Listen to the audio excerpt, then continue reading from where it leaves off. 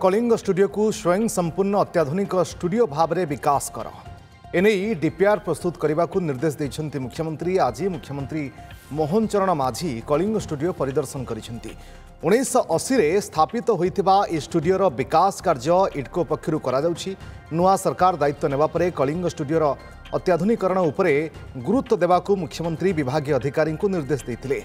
यापर स्टूडियोर tech building, entrance plaza, indoor shooting व्यवस्था, avenue land, village area, iconic landmark एवं snow wall, community hall, bamboo structure, water body एवं green area विकसित करा जायछि। बाकी रहितबा काम यथाशीघ्र सारिबा को मुख्यमंत्री निर्देश दैछन्ति।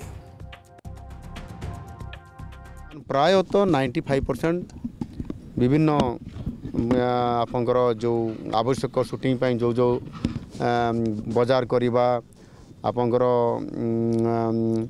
एयरपोर्ट करवा एवं जहाँ आवश्यकता अच्छी तार काम प्राय 90% सरी जाइए।